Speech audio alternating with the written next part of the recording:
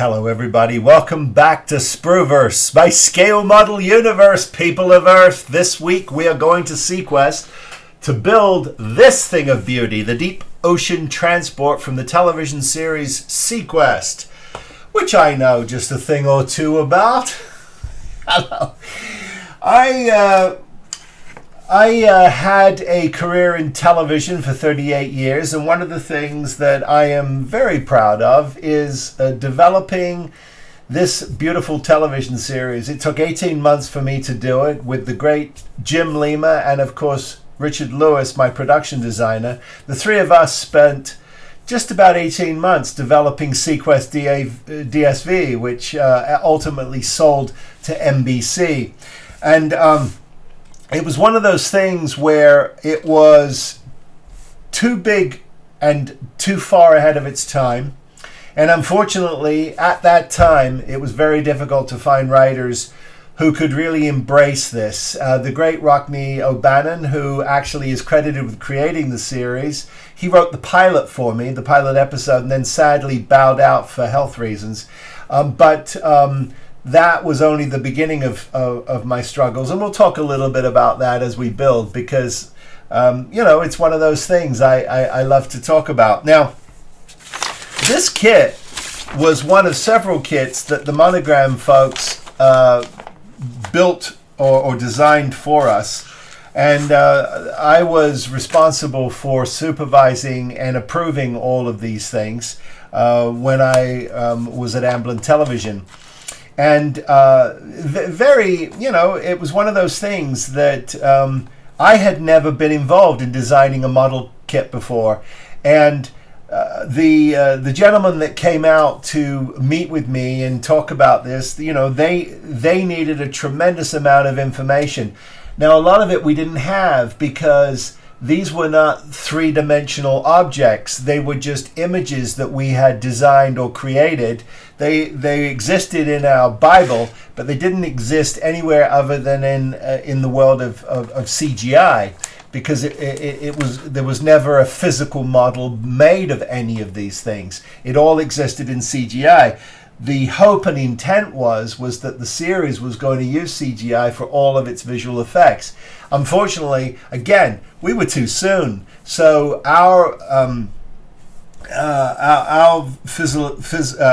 effects team over there, which we created something called Amblin Imaging to produce all of this. It was very crude. It was very crude, and we did not understand at the time how to actually take these CG images that we were rendering and get them into our finished television series.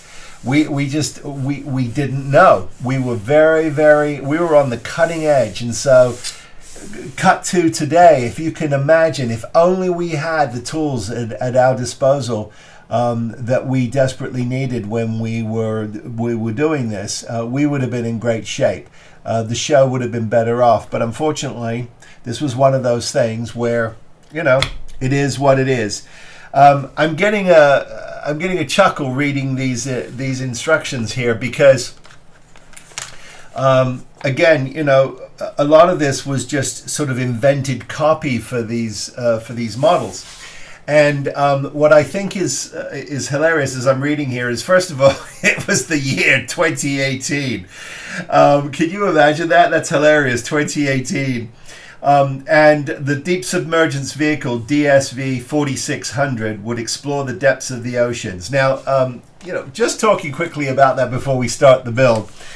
So, originally, the dirty secret was that I tried to get the rights to Voyage to the Bottom of the Sea, but unfortunately I wasn't able to do it.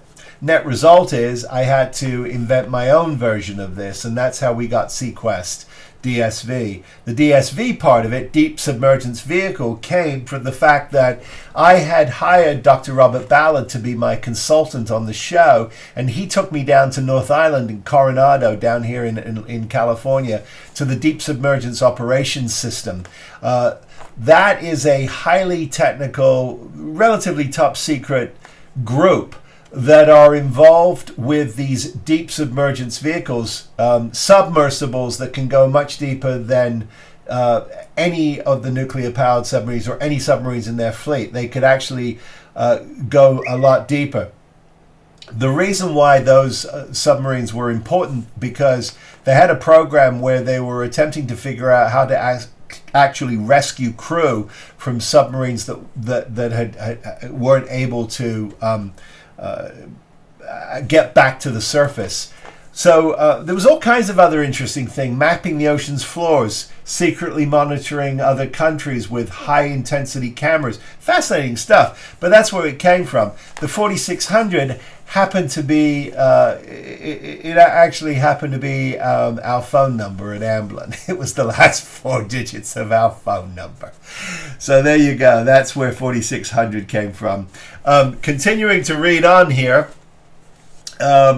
Yes, you know, this was basically a pickup truck that the miners would use underwater, and we thought this was a lot of fun to take the idea of a pickup truck and turn it into something kind of fun. But again, all of this was just copy that was created for the model, and it's a relatively simple kit. Not a lot going on here, so we're going to sort of take it as we see it here, and we're going to build along. We're going to start from the bottom and work our way up. The one thing that I am going to need to figure out is this kit comes with clear parts. Here these are, and these clear parts are supposed to be steel plating. They're supposed to be the sort of the metal, I guess you would call it, well, it's the metal sides of the actual pickup truck. They did it in plastic because they couldn't figure out how else to do it. I've sourced something kind of interesting which could replace that, but I've also ordered some plastic that I hopefully will be girder or boy, I can't find the word today. I don't know. I apologize. Hopefully it will be a replacement for this that will look like proper chain link or proper mesh, metal mesh that we can use instead of this, because we can't use these. Okay, so lots to figure out, lots of flash to clean up, not a lot of parts. We can look at those quickly. A couple of trees, the cockpit. Now I'm going to light this. There's some headlights on here, and we've got some wonderful little chips from Evans that we can put in here now, and they will hide beautifully. So not a huge cockpit, but we'll have a lot of fun. And you know, there's a relatively decent, I guess, cockpit here. So we could put a little screen in here. We could light this up. We might have some fun with this. I think I might actually get this cockpit to pop a little bit and get some lights blinking and flashing in there. Why not? It would be a nice tribute to my show. And there's also some painting aspects to this. It's basically, you know, grays and silvers, but it uses yellow too. Yellow being a very important color under the ocean, underwater, obviously, because you can see it. So we've got some warning stripes that we'll put on the feet of this thing, and around some of the thrusters and panels. But should be a relatively easy build. And then the fun thing is to put it in some kind of dramatic diorama, which we'll do too. So don't know how long this build's going to be. I don't know whether we're going to do it in one session or a couple. We'll see how we go. But first thing I'm going to do is I'm going to take everything off the trees, and I'm going to start working on the flash. There's an awful lot of it. Okay, so I'm gonna work on that, and then we'll start to talk about lighting and sort of figure out how we're going to attack this. Lots of fun. Glad you're with me on this build. So let's dive in. So as I mentioned earlier, I want to light this. There are 3 floods on the top of the sphere here, and so the plan is to sort of be able to drill these out. Now, I've been lucky enough to discover here is that the inside of this was actually hollow. Now I've got two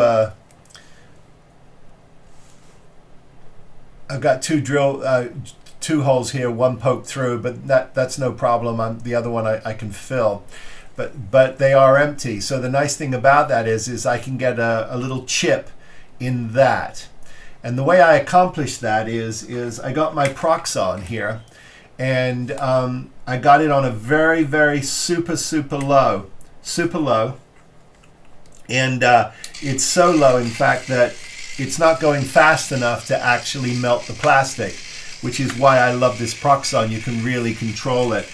And the idea here is that you sort of go in gently.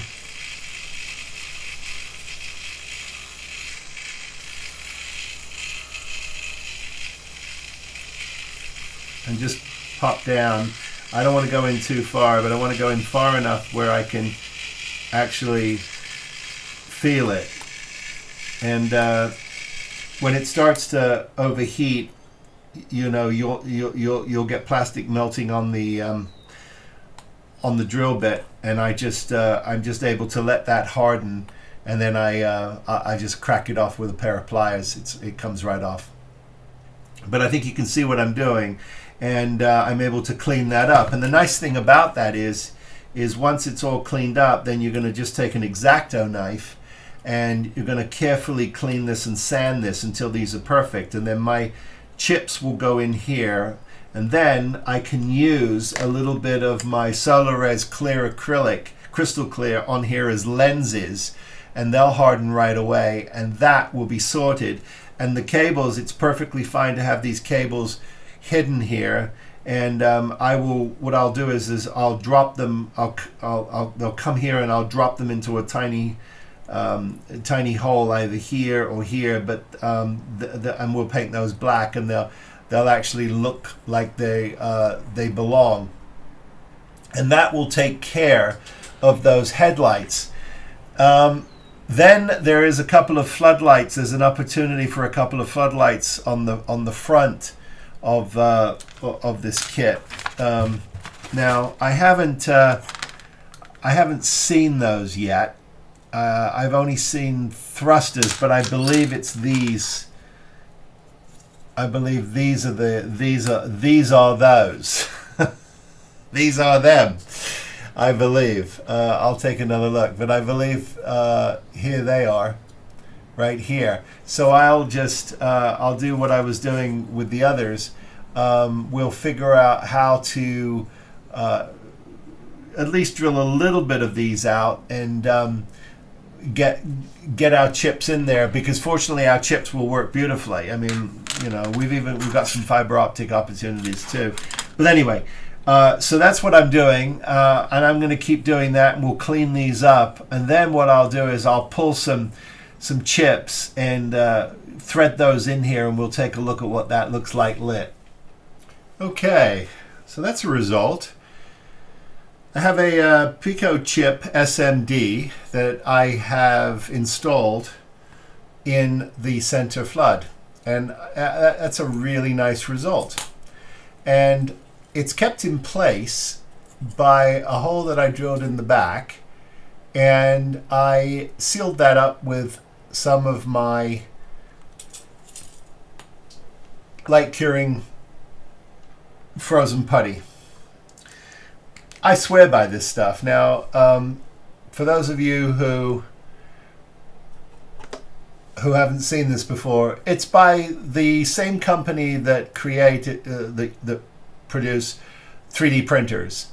It's Frozen, P-H-R-O-Z-E-N. You can find this on Amazon or even at the Frozen website. But I swear by this. There's others on the market. It isn't as though, you know, this is sort of reinventing the wheel. It isn't. But I have a tremendous amount of success with this. It's very forgiving. It sands beautifully, and it's really good to use. Now that's not for clear. For clear, you want to use your Solares or something that says crystal clear, and we'll do that for the lenses. But this is it's a really lovely result. Now, the pros and the cons of this, of course, is that you've got an inline resistor that they put about, oh, I don't know, 4 or 5 inches down the line here of this copper wire. But what I've been able to do is thread it through a hole that I've created in the back here, and what I'm going to do is ultimately these will all be covered with a little bit of liquid rubber to sort of create that illusion of a hose. And I've got 3 of these to go in here, and then we can put the lenses on there. Now we won't put the lenses on until we've cleaned this up and we've given it a coat of primer, but this all has to go in now. But it's very effective. Now on the small floodlights for below the sphere, I've had to cannibalize these little plastic little plastic headlights, as you can see here, but I'm not too concerned about that, because ultimately we'll get our SMDs in there, we'll wrap them around this post, and they'll go into the sphere as well, and those will also give us some light. So we'll have 2 opportunities above the sphere and below the sphere to get some light into this thing, and I think that should look pretty nifty. Now we'll get some blinkies and things inside the cockpit as well. Not entirely sure how we're going to do that yet. I have a feeling I'm going to be using the Evans Design blinkies or flashers, just to get some eye candy in there and to make it look like it's alive. There is an opportunity on the console here to drill this out. And just put a sort of a green light in here for a radar screen of some kind. And of course, if you wanted to, we could put some fiber optics in there that would allow these to blink. I've done that before with quite a bit of success. It's a lot of work, but I think for something as nostalgic as this and as important to me as this, I think it's worth it. Okay, so I'm going to continue on getting my SMDs into these floodlights, and then we'll get a coat of primer on this. I'm going to go white on this primer because wherever I'm painting yellow, I want to be white. I don't want to be gray or anything else. I want if you want something to be pure yellow, obviously you're better off using a white primer. Okay, so lots to do, but I just wanted to sort of jump in and share with you how I'm putting these floodlights in here with quite a bit of success. So we'll continue on. Okay, back on the cockpit slash sphere, and the thing about this design that's really clever is the piece that the humans live in is a sphere, and obviously that can withstand a tremendous amount of pressure. So we assumed that in the future technology would have improved in terms of metals and that sort of a thing. So the frame, the outside frame, is just a frame, but where humans live is a sphere. And of course, because of physics, it can withstand a tremendous amount of pressure, which is why the diving bells or the submersibles that went to the Titanic, which is 6 miles beneath the ocean, 12,600 plus feet, were spheres inside of what looked like submersibles, but they were actually spheres that the humans lived in. That's a very clever design. I've put, obviously here, you can see, I've put some black inside here. I've run my wires from my nano chips, my Evans Design nano chips. I've got a little bit of silly putty inside here to protect the lights themselves. But I'm loving the way these cables look, quite realistic. So I'm not going to have any issue painting those with probably like a rubber. I may put a little bit of liquid electric tape on here just to create sort of a rubber look. I don't know, we'll see. But all I've got to do now is just get a little bit of my light curing putty into this hole here, and I want to do it. I'm going to do it from underneath here so that I don't have to deal with trying to sand that down. But the idea is obviously we want to get that hole sorted. I love my light curing putty. I think it's a really wonderful thing to have in your kit. It doesn't fix everything, but it does a really nice job. And then what I can do is I can get some of my tulip just to be super sure that everything is getting light blocked on the outside around the lamp casings themselves. But that will take care of that. And I may even put a little drop of tulip in the hole, but I know it's covered here, and as you know, if I'm careful, I could probably get just a little bit packed in that hole. Yes, that's behaving quite nicely. So I can go ahead and get some in there and fill that in nicely.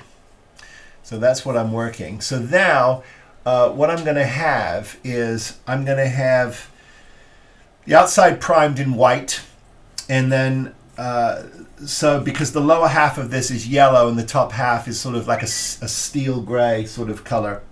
My lamp housings, there'll be a little touch up of, there should be some black and some silver on the lamp housings, but for the most part this is metals, and some of the frame is in yellow, and that will take care of that. So we're starting, as you can see, we're starting to get something that is close to what this looks like.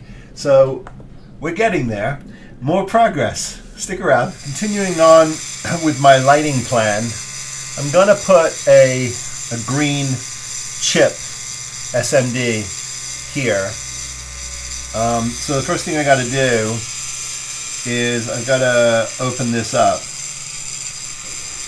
So that's what I'm doing now. So we'll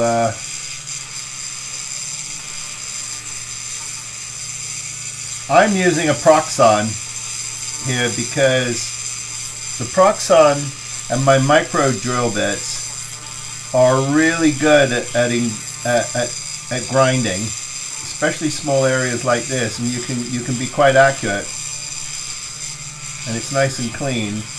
And then if there's any sort of danglies, you can clean those up, obviously, with a little bit of your Tamiya Extra Thin.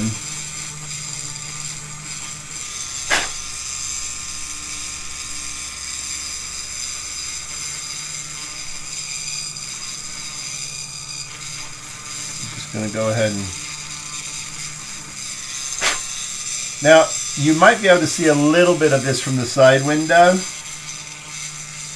But when you're going to, go all out, you might as well go all out. So that's what I'm doing now.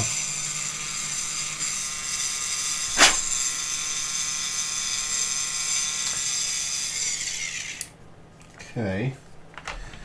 And I'm going to, let's see, just clean this up.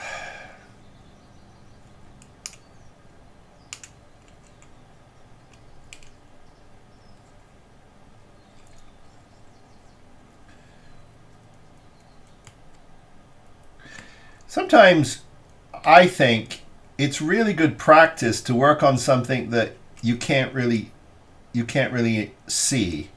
Now you're going to see this out of a side window for sure. You see a little bit of it.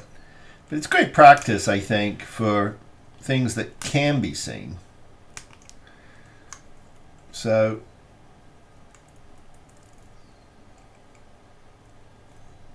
that's why I sometimes like to do this.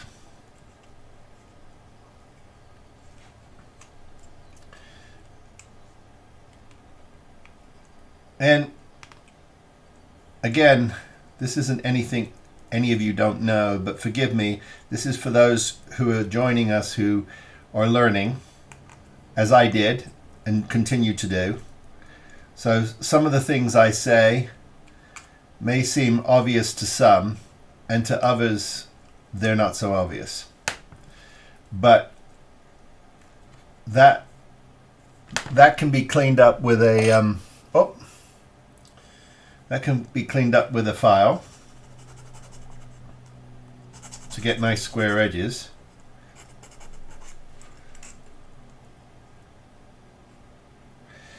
I get lots of comments of tips for me, and I really appreciate it.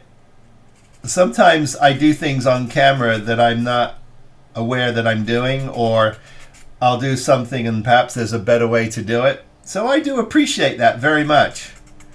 It's helpful. So thank you for all the tips.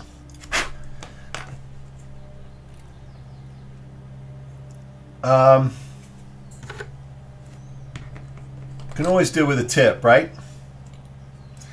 Okay, so then I'm going to take my Tamiya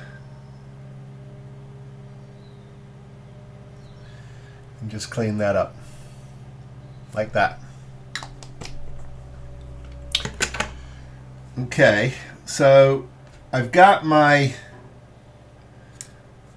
green light here, my little nano chip that I'm going to use. So I'm going to see if I can't get that turned on and get that behind, and we'll show you what we're going to do here, and that will create a really nice effect for that screen, give it the appearance that it's got something going on there. So what I'm going to do now is I'm going to be doing a lot of dry brushing on this, but I'm going to install this in the back, and the way I'm going to do that is I'm going to get a little piece of green, a little piece of green plastic card,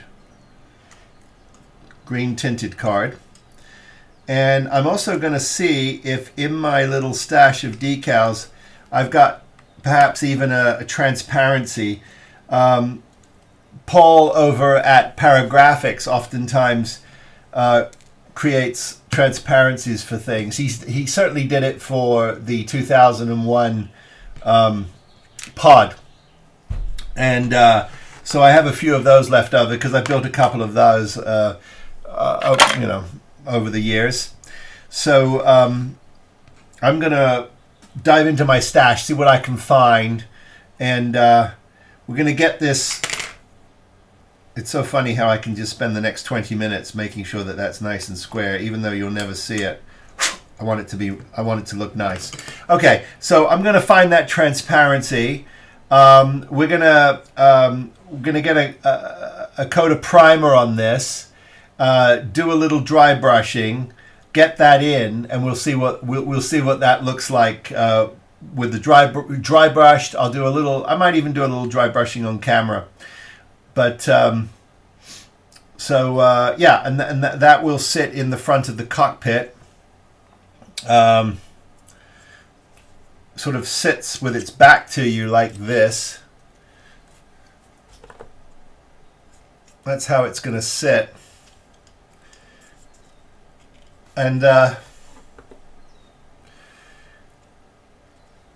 so what I'm hoping you'll see, I mean, obviously there's my screen. Get my fat fingers out of the way. There's the screen in the center. But what I'm hoping is through these side windows, you'll catch some of that green glow, and you'll certainly get some inside the cockpit. So, and I'm going to find a place for, I've got a little blue one that I'm going to play with as well. So having fun with color, just to give it some interest. And I think that'll play really well. We've got our floodlights outside, a little bit of color from our cockpit, and I've got a plan for the for the diorama, and then we'll sort of have to figure out where our battery pack's going to be. I have a suspicion. I might reach out to my friends at 3D Fig Lab and have them build me a rock battery cover. Stick around. Okay, quick jump in here because I started to work on these tracks. I've got things drying, all being primed at the moment, little details, and my interior cockpit. I'm working on that, so we'll be back to that in just a minute. But I thought it was worth jumping in because I'm going to be putting this in a little sort of really hot, not really a diorama, but I've done this before with my Lotus Esprit, my James Bond car. I bought a little aquarium rock set and set it in that, and I think I'm going to do the same here, a different rock, but I'm going to set it in there just to add some drama to it. I've got something pretty cool coming, but I realized if it's going to be sort of at an angle, you're going to see the bottom of these skids. And so what I wanted to do was just clean these up. So I've got my seam remover out, and I'm just sort of going through here just to sort of smooth this out, and then I'll putty these up because this is pretty egregious. I mean, this whole kit is pretty egregious. I mean, bless Monogram's heart, but holy cow, you know, should we say Captain Flash? Most definitely. I'm going to also, I think, perhaps even drill out some of these holes here. I'm going to drill those out just because I might put some metal pins in there just to add some drama to it. And I think that, you know, that always helps. But I wanted to jump in here and just sort of show you what I was doing so that we don't miss any steps. So yeah, pretty egregious. So I'm happy to get rid of those and just putty them up so it's nice and clean, and I'll be happier. And I know it'll be a much cleaner job. You don't have to do this if you're gonna sit it on some kind of a diorama. I mean, if you're gonna sit it on the floor, you know, you don't have to do this. But if you're gonna sit it up on some angle and you're gonna see the bottom of these skids, you're gonna be happy you got rid of these seams. Okay, so that's good to go. I'm gonna just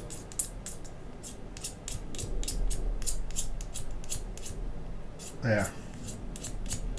Yeah, it's pretty egregious, but now it can take some putty, and then we can sand these smooth, and at least the bottom of these skids will look pretty decent.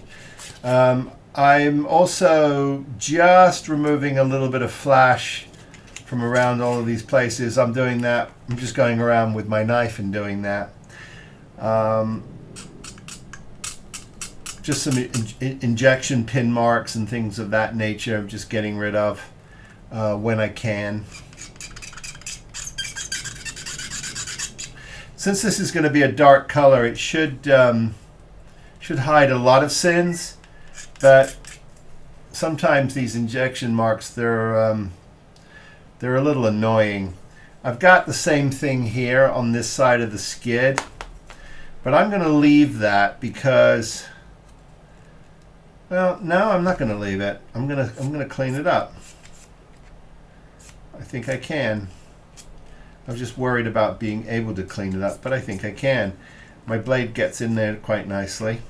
I think it's pretty hilarious. I'm looking at this bit here where I think as the injection mold sort of was pressed together, these two sides didn't join up correctly. There's a lot of that on this kit, by the way. With a lot of these kits, one of the things that you really need to be doing, and I think I mentioned this earlier, is you need to be removing all the locator pins. If they're tight, go for it, but 9 times out of 10 they're not going to be, and so you'll never get perfect alignment. if you remove the locator pins, you have a better shot at perfect alignment. I mean, I'm a big believer in why look for trouble. You know, if you why go puttying a surface that you don't have to putty if you can line it up and get it nice and tight. And so anyway, that's what I'm doing, and I wanted to share. From the department of why bother, they'll never see it, comes this very exclusive moment. So if you've just jumped in and you're wondering why, but I have this obsession to do something really cool with this undersea transport, only because it was my show, and I'm very proud of it. Not so proud of a lot of the stories and junk that came out about it. It's very interesting when you go back and you read. I was doing a little, not research for this bill, but I was curious. You know, it's been 30 years, so I thought I'd go back and read. And some of the articles that were written about the show, they're just completely wrong. And, you know, it's sort of like, why did the show fail? Well, I don't think the show failed. The show was ahead of its time. And unfortunately, we were at a time when we were trying to do too much with too little. I wanted to use computer-generated imagery. It was the right way to go, but I was way ahead of my time. Curiously enough, when John Eves worked for me at SeaQuest in the production, he was one of the, we created something called Amblin Imaging, which was part of, I created it primarily to not just produce CG for us, but ultimately for others. And in fact, we did. We created the first CG created enterprise for Star Trek. Most people don't know that, but it's true. So John's lineage with Star Trek goes way back to when we started working together, and I'm very proud of that association. But people got it all wrong, you know. Obviously, in the world of television, the writer gets created by.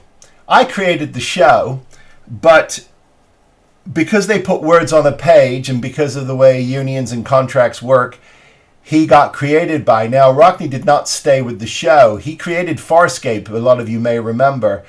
But, you know, Rock had his demons at the time, and he didn't want to stay with the show. He left me with a script that was half finished. So I had to go out and find other writers to help me finish the show. But we got it done, nevertheless. But, you know, it's one of those things. And a lot of the writers like to talk about Steven firing this person and Steven didn't fire anybody. He wasn't that aware of the show in the development stage until we presented it to him, and then he got involved and contributed quite a lot. But you know, it fascinates me. There's a lot of detail I could go into about the whys and the wheres, but then I think to myself, does anybody care? It's 30 years later, but I care, and I suppose that's all that matters. Okay, so we're going to the control surface, just to sort of catch us all up here. The control surface sits in this cockpit.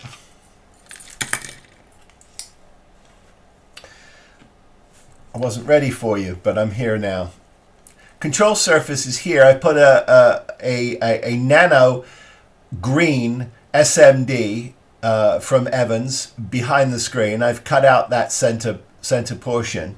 You could use a little bit of green clear card. I'm choosing the Solares. The wire will be blackened out and that will disappear, but it does sit. It sits in this cockpit. So, and there's plenty of wires in here. I've put a blue one at the top for some ambient light as well, but it's going to sit in the cockpit like that. But what you'll see from the front is you'll see that. So we'll detail out these little control surfaces and make that look presentable, because you will see the back of it. But the plan now is to get some Solarez into this screen right here. And the way I usually do that is I mix up some Solarez and I'm going to drop it in here. Now, in order for it to not pour out the back, we're going to use a little bit, just a little bit of tape, a little bit of Scotch tape here. And I'm going to stick that on the back so that my Solarez doesn't run out. And what we're going to do now is we're going to mix up a little bit of our Solarez, and that's going to end up getting dropped in here. So I'm going to mix this up.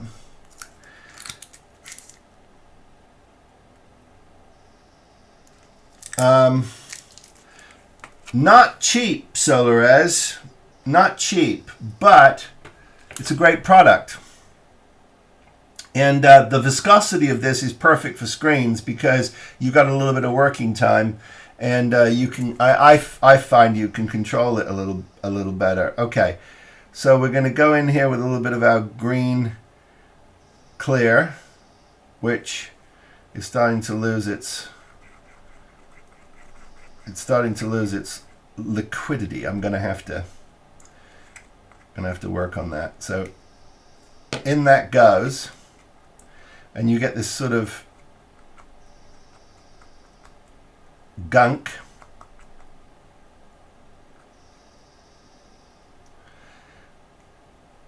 And what we're going to do is we're going to carefully drop this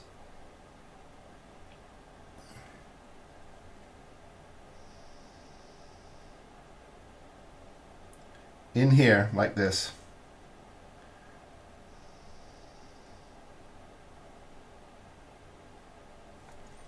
Just like that.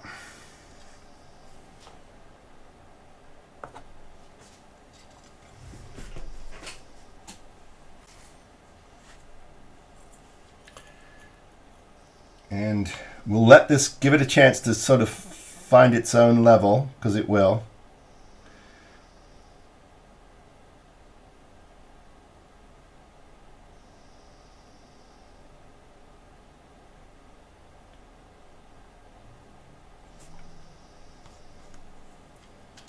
Like that.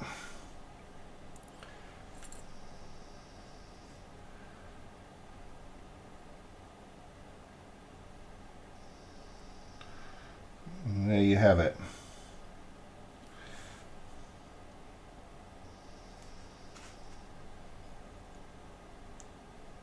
That'll work nicely. And then we're going to hit this with our blue light. A UV light.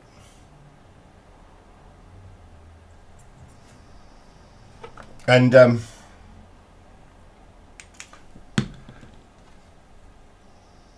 that's all she wrote. So what we'll do now is we'll fire this up and see what we got.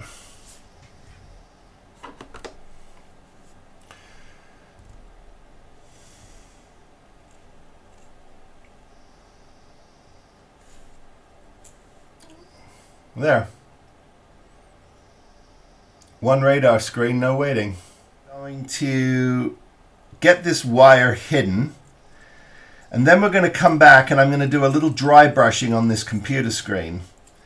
But I've got to take my time now because I'm just going to run this wire along the sides here carefully. Just bend it along the sides. That's the lovely thing about this thin magnet wire. It's very it behaves really well.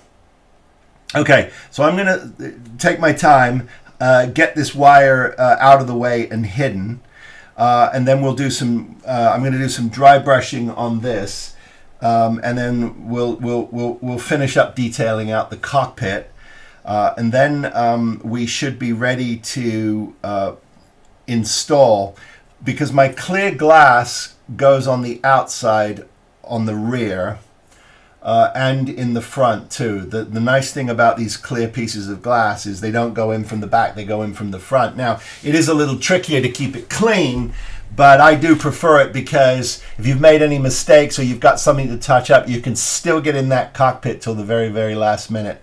Okay, we will continue. Okay.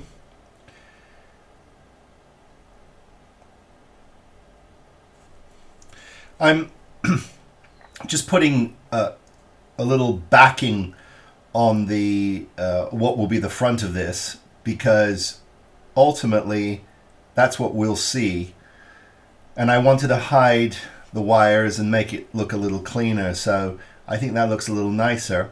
But I've got some other gunk here and I thought it might be fun. I'm going a little crazy, so I've got some hoses here, and I've got some other gray wire which I'm going to play with. But I found this little interesting piece here. I don't know what it is, but I think you'll agree that just adding a little bit of gack to the front of this just adds a little bit of fun to what is otherwise a very bland sort of kit. I know this was the first year of the show, and I think one of the big mistakes that any show can make is, well, most toy manufacturers won't do it anyway, which is they're not going to produce toys for the first year of a show. They want to make sure the show is successful and obviously make sure that people are aware of it and want to buy them. That wasn't the case here. They went crazy and we started getting all of these various different toy manufacturers and licensing deals, and the studio went a little crazy with it, I think, in the first season, and that was a shame because nobody knew the show, so they didn't know the stuff was out there. So that was a bit of a disaster, but hey, you know, what can you do? Lesson learned, I suppose. But what we're going to do now is I've got a little bit of photo etch left over from well, this was from a Seaview kit that never happened. But what I'm going to do is I'm going to trim this up a little bit and put it in on the front here. I'm going to create some tabs, and yeah, that should work. And then we'll just check where I'm going here. I'm going to go, I think I'm going to go, I've got this nice flat surface right on the inside of the cockpit here. So I can take my tabs and just get that to sit there nicely. It looks like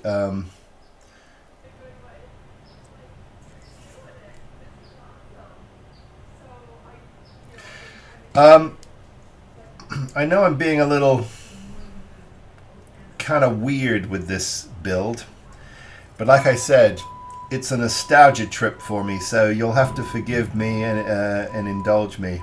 I'm going to put a few more hoses on and play with this, and then I'm going to start doing a little bit of dry brushing, and then I'll probably say enough is enough. But it's weird, I get into this zen moment and I can't stop. But anyway, I'm going to continue to work on this. We'll do a little bit of dry brushing, and we'll come back and we'll see what that looks like when it's finished. Okay, so here is the box art, and what you'll notice is on the front screen there is supposed to be a rather deep sort of frame around that window, suggesting how thick that sphere is. But of course we don't have anything like that. What I've done is I have this lit. I have a blue light to give me some ambience, and I'll tip to the side. You can see my green light for my radar, or whatever you want to call it, is going to be there. And my floodlights, my headlights at the top are covered with silly putty to protect them, so they're looking orange at the moment, but they're going to be white. I did. It's interesting, you know, you put a figure in here and you lose all that detail in the back. I kind of weathered out the seat, and I've done a little bit of dry brushing. I added this little girder piece, and I've added some cables and a little bit of dirt to that grating. But here's the glass that they give you that's supposed to sit in here, and what you'll notice is that they've created this sort of indent circle around which you're you know, rather than give you a piece, they did this, I think, so you could see more of the cockpit, which is okay. It's not the end of the world, but that's what we are working with. So what I'm going to do now is I'm going to mask this up and hit this with the final gray color. The sort of from this line here below is all going to be yellow, and then from this above is going to be my sort of my grays, my metals, really. It's sort of supposed to be some kind of titanium, so I'll have to figure out what that's going to be. We'll get this all masked up and we'll get the final color on here, but I've got some these side caps, which are obviously supposed to be the way you get in and out of this truck, this deep ocean transport, as we called it. And so I'm going to be working on that too. And then if you'll notice, inside those side doors, of course you can't notice because we're not there. If you notice on the side doors, there is these black and white or black and yellow caution tape. Now they don't give you, they give you no decals at all with this kit, which was a shame. They didn't give you anything. So there's not even the name of the underwater city or town or mining town that they lived in. One of the things that we had talked about early on in this show, in the development of the show, and we spent 18 months developing it, just three of us, is sort of the notion of, well, what do things look like, and what's the physics of things, and where do people live, and how does it all work? And one of the things that we postulated in this series is that the idea of going to Mars and colonizing Mars didn't make a lot of sense when we had a tremendous amount of real estate under the water. So one of the things that we postulated was that people would start to live in colonies under the ocean. Now, the pressure under the ocean obviously makes challenges, but if the Earth is heating up or there's a lack of space, it made perfect sense that you would go into the water. So that was what we looked at from a 50,000 foot view. Okay, so what I'm going to do now, I've got the sphere together, is I'm going to get this finished up, which means I've got to get my glass masked up so I can put that circle in it. And then I'm going to clean this up, get the rest of the glass in after I've painted everything and detailed everything out. So that will make this complete. And then we can move on to the next segment. Now, before we leave, I found this company online. It's a company called Weibo, Weibo Weibo, Weibo.com/u/ and then there's a code number here for this set. And now they've got, these are decals, and I believe that they will fit perfectly on from a scale perspective. They'll fit perfectly. So I'm going to be able to use a lot of these caution things. Now the rest of it are decals, most likely for a Gundam kit. but I'm going to see if we can use these here because they're super crisp and they're going to make a fantastic looking finish to this model as opposed to trying to hand paint everything.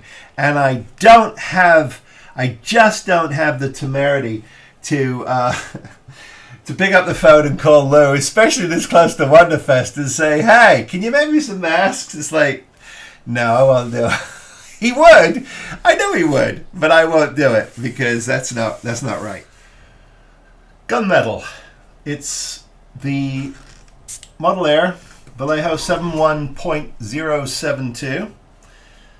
And I'm liking the gunmetal. I think it's a nice color for this. I'm using the Citadel Chaos Black as the undercoat. And that's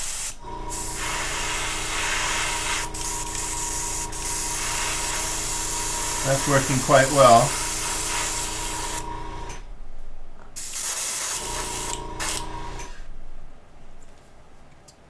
So I have decided that the sphere is going to be gunmetal as well, and then the bottom is going to be yellow. It should be a really nice contrast. And if we have to do, we'll be doing some pastels to get some aging in there as well, and some rust, and some algae. It's been under the ocean, so it's going to have algae. It's going to have all kinds of weird stuff, which we will do to sort of give it some character and age it down. But that gunmetal is going to work beautifully. So I'm happy with that, and I'm working on just sort of detailing all those things now. Still got thrusters to do in yellow, and there's also thrusters to do in the gunmetal. I'm going to keep to the gunmetal and the yellow, and then we'll do some accent highlights with some blacks, and then, as I said, we're going to age everything down and see where we are. I'm just finishing the touches, just a little bit of touch up on this. I used some Tamiya tape, and I cut myself a stencil as carefully as I could, and just the last of the touch up here.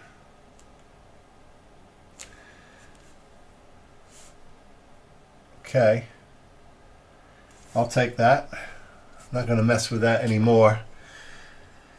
So now I've created a sort of a gasket around that raised ring of the glass. It needed it because otherwise it just didn't. It doesn't look right. Interestingly enough, Monogram never put any plastic cover over their clear, so the clear parts were just sitting in the box, basically like this.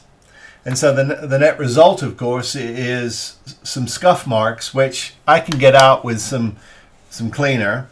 But it's really one of those super annoying things, where now they just could not be bothered to put plastic on the clear. So there you go, and that's what you get. Okay, so I have got my sphere just setting up now. I've given it a coat of clear, and it just needs its glass, and then it's going to need some washes and touching up and some detail work, but it's looking pretty good. So I think the next thing I'm going to do is I'm going to start assembling the lower engine sort of thrust system. I'm going to put everything in place, close this up, and then I'm going to see what I need in terms of cleaning up that seam, and that will take care of this element. It's had a couple of days to dry now. I used the Tamiya Camel Yellow on it. I like that color. It's a good color for this project.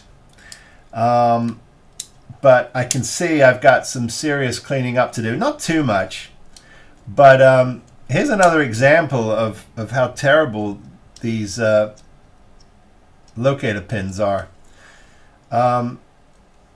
They're just off. you know, they're just off. So you're better off removing them, but you got to take extra care when you do it. So these are the locator pins in, and I don't know if you can tell. It's super hard to tell, but not that it matters, but it is off just here by a hair, just by a hair. And the net result of that, of course, is you get that little step. And you know, you can't clean up a step. You just it'll never ever look right. So the best thing to do is get rid of those locator pins and try to do the best job you can at slowly going around and getting this thing sealed. Okay, so let me just put something down here so I don't chew this up, and we'll figure out where our elements are. I've got here, here, and here. I don't know about you, but sometimes when I have to detail out stuff, inevitably you're going to get, you know, you're going to get a situation where you're going to have to go back and you're going to have to touch stuff up, inevitably. But if you can avoid it, you do, right? But most oftentimes you can't. So that's going to sit in there like that. These will sit in the end, and they've got, yeah, those can go in there like that. And then what I think I'm going to do is, I've got these black, but I'm noticing I've got a little bit of cleanup to do. So what I'm going to do is I'm going to get these elements glued in on one end, and then I'm going to go back and I'm going to hit the ends here, because these ends here, they didn't get clean enough. So I'm going to hit this with some more of the camel, get that nice and clean on both ends, because I've got to do this piece as well. So I'll get those cleaned up first, and then we'll set about getting those installed. You know, it's very time consuming, but it's the details that matter, and it's really fun when you get to this part. Okay, I'm gonna put this together and I'll show you what that looks like along with the sphere. So these are the upper tanks, and they have, let's see here, they have the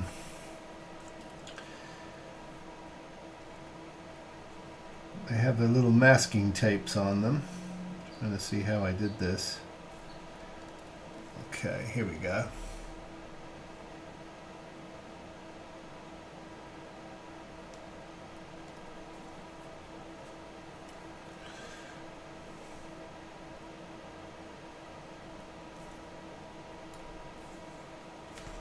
Okay.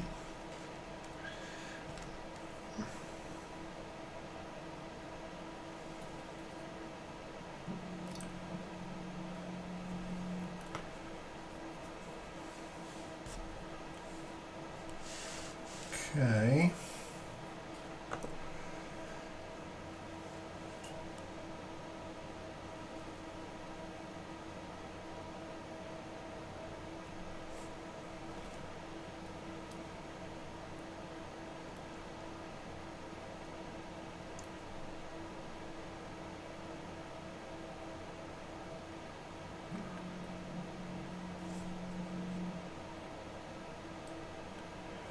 Okay. So those are nice and crisp. Nice clean lines.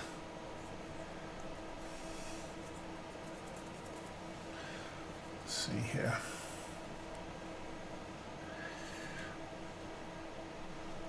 Just trying to make sure that I get the right one off first here, so I don't cause myself any more grief than I have to. And then I've got a little bit of, looks like I've got a little bit of touching up to do. Okay.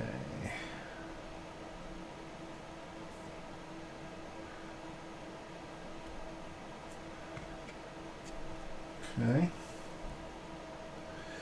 And this one. And this one.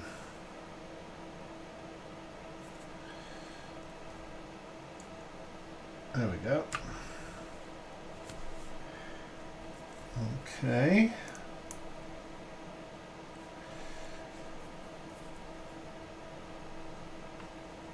And one more.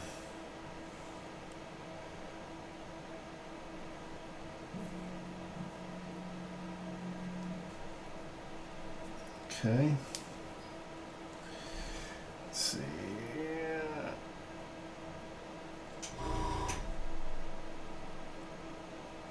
Remembering which way you put them is the key here, so that you can pull them off the same way.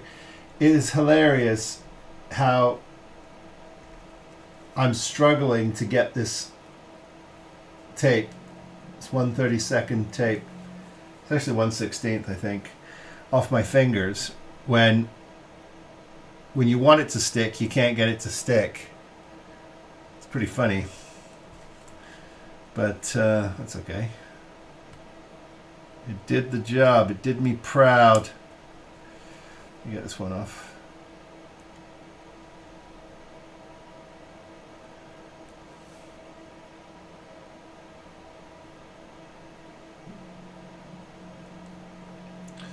My tweezers are cooperating today. That's very kind of them. Okay. So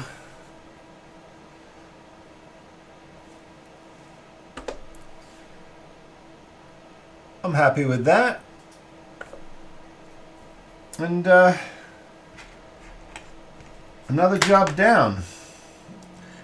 I'm going to let that dry. Just really let it settle in overnight. And then we'll be ready to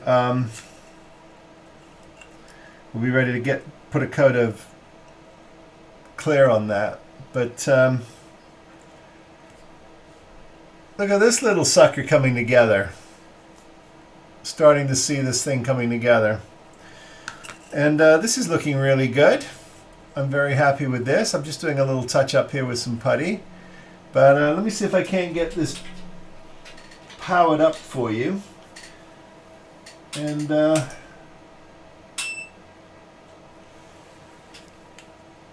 me get this. I don't know how much you'll be able to see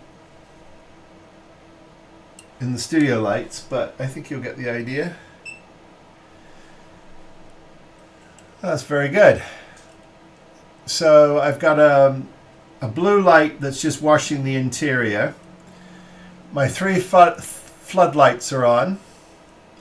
And then if I can turn you to the side, you can see inside my green radar screen is up. And I sufficiently put some gack in there and some detail, which I'm happy with. And so from that position, that looks pretty good. Doing a quick test fit just to see how everything goes, and it's starting to look like what it's supposed to look like, which is this. So yeah, it's all starting to come together. Lots to do, obviously. We've got some cleaning up to do. I'm waiting for some other parts that I'm going to try. I'm going to try something different. The grading situation. I mean, I've got this plan, which is to use this metal ribbon, which I like the feel of this. So the plan is to try and use this instead of just clear plastic, and I think it'll make a huge difference. And it's actually the right scale. So I'm sort of playing with that, and I will put that together and see how that works. I think that obviously nothing is nailed down yet, so it might look a little cattywampus, but things are starting to go together. I can see so much opportunity here to put some rust on this and some algae and some stuff like this. I mean, this is a heavily used piece of machinery that is I want it to look like that. And then, of course, I found these wonderful aquarium pieces, which we're going to play with. And they're going to go into the diorama. So we'll sort of see how this is all going to fit together. But I suspect what I'll be probably most likely doing is probably having it. Let me see if I can get these a little closer together like this, and then having some kind of a sort of a drama, as it's whisking through this element here, sort of on its side. Should be quite fun. So lots to do there, but I think that will wrap it up for this segment. I don't want to make these too long, but we could just keep going. And I know there's a lot of you who want to see a complete build of a show. It's more satisfying. But there's a lot here for you to see, and we've done an awful lot. And of course, we're talking about SeaQuest as well. So I've sort of made an effort to be aware of the fact that I can ramble on. But these are wonderful memories for me, and the idea that I'm sitting at my bench building something that I was responsible for helping create it's really special, and I think it's a big reason why I started this channel in the first place. Anyway, I hope you're enjoying this as much as I am talking about the show and building this wonderful piece of kit. It's going to be a great little diorama, and I'm going to be thrilled to have it in my collection. So thanks for tuning in. Hey, drop me a line. I'm spruverse@gmail.com, and you can follow my In the Weeds Instagram posts. I'm usually doing that every day.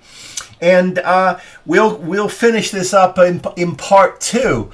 So I'm pretty excited about that. And of course, we're building this in May. This is early May of 24. For those of you who are going to be watching this in 2028 and wonder what was all about.